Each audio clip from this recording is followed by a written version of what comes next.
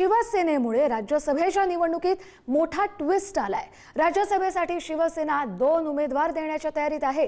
शिवसेनेच्या आक्रमक पावित्र्यानंतर आता राज्यसभा निवडणुकीत मोठा ट्विस्ट उद्भवतोय।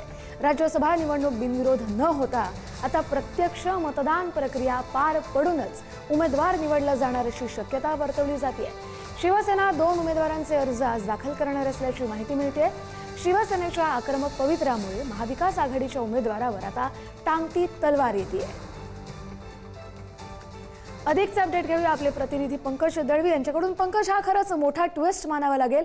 7 जागा आहेत महाराष्ट्रातून राज्यसभेच्या, त्यात आता शिवसेनेला एकच जागा द्यायची होती, पण तिथे शिवसेना 2 उमेदवार आज निवडणुकीच्या रिंगणात टाकते। त्यामुळे काय संभाव्य परिस्थिती निर्माण होऊ शकते? पुण्यात एकनाथ शिंदे यांच्या शिवसेनेकडून 2 उमेदवारी अर्ज आज भरले जातील अशी शक्यता आहे। याच्यामध्ये 3 नावं जी आहेत ती चर्चेत आहेत। त्याच्या 3 नावांमध्ये एक नाव राहुल शेवाळे यांचं आहे, दुसरं ज्योती वाघमारे यांचं नाव आहे, तिसरं नाव जे आहे काँग्रेसमधून एकनाथ शिंदे यांच्या पक्षात प्रवेश केलेल्या एका नेत्याचं नाव ते असल्याचं समजतंय। त्यामुळे हा नेता कोण अशी चर्चा जी आहे ती सुरू झालेली आहे। जर का पुण्यामधील काँग्रेसमधून एकनाथ शिंदे यांच्या शिवसेनेत प्रवेश केलेल्या नेत्याचं नाव जर का बघितलं तर रवींद्र धंगेकर हे एक प्रमुख नाव समोर येतं। त्यामुळे ही एक वेगळी चाल किंवा ज्याला स्ट्रॅटेजी जी आहे ती असू शकते। डार्क हॉर्स ज्याला म्हणतो ते नाव असू शकतं। अजूनही राहुल शेवाळे यांच्या नावाची घोषणा न झाल्यामुळे त्यांच्याही नावावरती किंवा त्यांच्यावर टांगती तलवार आहे की नक्की कोणाला देणार। ज्योती वाघमारे यांचं नाव आहे, त्यामुळे ही 3 नावं येतील की आणखीन कोण नावं येतील हे स्पष्ट व्हायचंय। मात्र दुसरा उमेदवारी अर्ज भरून 7 उमेदवारांच्या ऐवजी 8 उमेदवार जर का झाले आणि उमेदवारी अर्ज मागे घ्यायच्या वेळी अर्ज मागे घेतला नाही तर निवडणूक होणार हे नक्की आहे। शरद पवार यांचा दाखला देऊन निवडणूक जी आहे ती बिनविरोध करण्याचा प्रयत्न होता। मात्र जर का एकनाथ शिंदे यांच्या शिवसेनेकडून 2 उमेदवार ज्याप्रमाणे माहिती मिळते दिले गेले तर समीकरण निश्चितच बदलू शकतात। नक्कीच, धन्यवाद पंकज तुम्ही दिलेल्या सविस्तर अपडेटसाठी।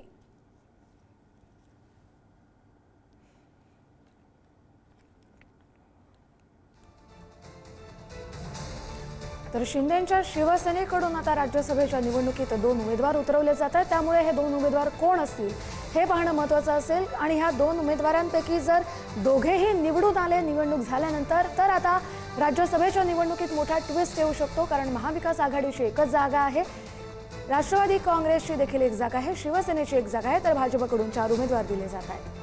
तर शिवसेनेकडून राज्यसभेच्या उमेदवाराची थोड्याच वेळात घोषणा केली जाईल। राज्यसभेसाठी उमेदवारी अर्ज भरण्यासाठीचा आज शेवटचा दिवस आहे।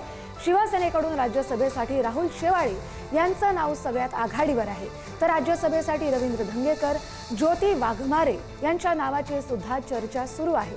त्यामुळे राहुल शेवाळे यांच्यावरती अजूनही टांगती तलवार आहे। ऐनवेळी शिंदेंच्या शिवसेनेत राज्यसभेच्या एका जागेसाठी अनेक इच्छुकांनी गर्दी केली आहे। त्यामुळे अर्थातच शिंदेंसमोर मोठा पेच निर्माण झाला। एकनाथ शिंदे त्यामुळे कोणता महत्त्वाचा निर्णय घेतात हे पाहणं महत्त्वाचं असेल। थोड्याच वेळात शिवसेनेकडून राज्यसभेच्या उमेदवारांची घोषणा केली जाईल। हा एक उमेदवार दिला जातोय की 2 उमेदवार दिले जात आहेत हे पाहणंही महत्त्वाचं असेल।